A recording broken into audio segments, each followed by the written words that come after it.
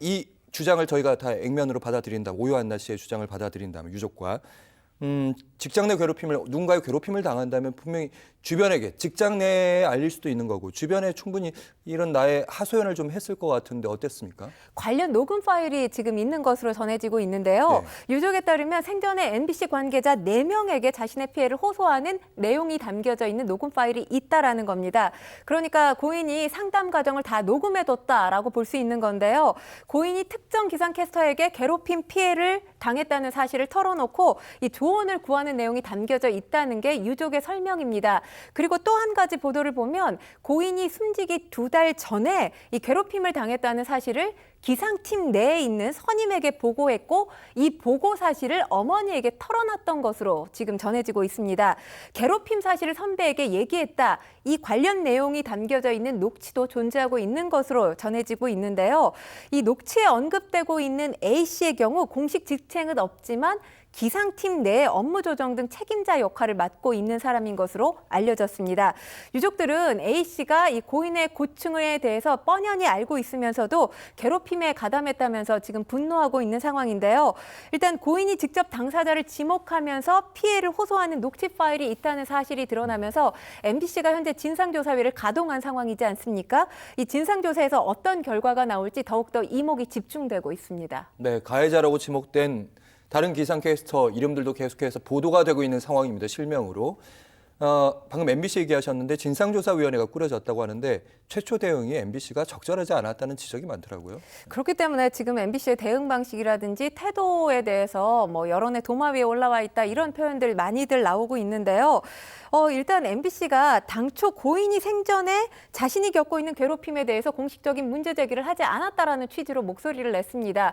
그런데 지금 녹취 파일이 있다라는 사실, 녹취 파일에 이 고충을 털어놨다라는 내용을 유족이 밝힌 만큼 이 내용과는 상당히 배치되는 입장이라고 볼 수 있는 것이고요. 또 이 초기에 내놨던 입장문을 보면 유족들께서 새로 발견됐다는 유서를 기초로 사실관계를 확인하기를 요청한다면 MBC는 진상조사에 착수할 이 준비가 돼 있다 이렇게 밝혔어요. 근데 사실 지금 이 사안이 MBC 내에서 발생한 일이잖아요. 그런데 어찌 보면 남일대하듯하는 입장문이 아니냐 이런 목소리도 있습니다. 그리고 유족의 요청 유무와 무관하게 이 사안에 대해서는 신속하게 조사를 했어야 마땅하지 않나라는 생각도 듭니다. 굉장한 비판의 목소리가 거세지면서 지난달 31일에 진상조사위원회를 꾸리기로 구성을 한 거죠. 고인이 사망한 지 거의 넉 달여 만의 일입니다. 무엇보다도 고인이 사망했을 당시에 MBC가 부고를 내지 않은 것으로 전해졌죠. 또 초반 입장문에서도 아쉬운 부분이 있습니다.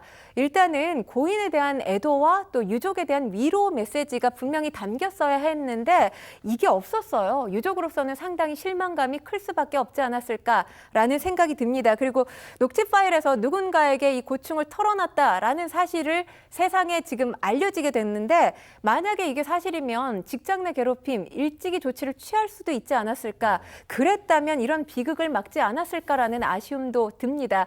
게다가 지금 가해자로 지목된 사람들 여전히 뉴스에서 날씨 정보를 전하고 있는 상황이에요. 업무 배제가 되지 않았기 때문에 논란이 가라앉지 않고 있는데 이들이 출연한 날씨 영상 같은 경우는 지금 댓글창이 막혀 있습니다.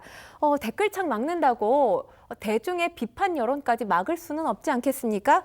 대중의 정서와 여론에 민감해야 될 방송사의 모습으로는 상당히 적절해 보이지 않는다라는 말씀 드리고요. 뒤늦게라도 진상조사위원회가 꾸려진 만큼 이제라도 철저한 진상규명 이루어지길 바라겠습니다. 네, 진상조사위원회에서 이제 답변을 내놓을지라도 그 답변이 과연 정확할까? 그리고 그 답변을 받아들인 대중이 얼마나 고개를 끄덕거릴 것인가. 이 부분 좀 의문으로 남는데 설사 직장 내 괴롭힘이 있었다는 게 사실이라 할지라도 이게 형사 단계로 가서 경찰에 지금 수사를 한다는데 입증이 원래 쉽지 않은 거 아닙니까? 어떻습니까? 일단 뭐 유서라든지 문자 내역 이런 것들을 통해서 어디까지 입증 가능할지가 쟁점이 될 거라는 게 법조계의 시각입니다. 가해자로 지목된 측에서는 일단 유족들이 제출한 증거에 대해서 뭐 맥락이라든지 의미, 전후 사정 등과 관계해서 자신들에게 유리한 주장을 내놓을 게 분명해 보이죠. 이 괴롭히지 않았다라고 반박을 할 수 있을 텐데 그렇다면 이에 대해서 재반박하는 것에 성공을 해야만 직장 내 괴롭힘을 인정받을 수 있다라는 게 지금 법조계의 시각이기도 합니다. 사실 진실을 가장 잘 알고 있을 사람이 오요한나 씨, 고인이 됐어요. 세상에 없기 때문에 유족으로서는 고인으로부터 이 피해 사실을 전해 들었을 지인들 관련해서 이 증언까지 모아서 증거로 제출하는 노력을 기울일 필요가 있어 보이고요. 지금처럼 피해자가 사망한 경우에 사실 사실관계 확인, 입증하기가 상당히 어렵습니다. 특히나 직장 내 괴롭힘 같은 경우는 업무상의 적정 범위를 넘어서 괴롭혔다는 사실에 대해서 입증을 해내야 되는데 업무라는 게 사실 본래 편하고 좋은 것만은 아니잖아요. 그렇기 때문에 업무적으로 괴로웠다 하더라도 이것이 이제 적정 범위 내라면 문제가 되지 않는다는 겁니다. 따라서 부당하게 괴롭혔다라는 부분에 대해서 입증이 가능해야 되는 상황입니다.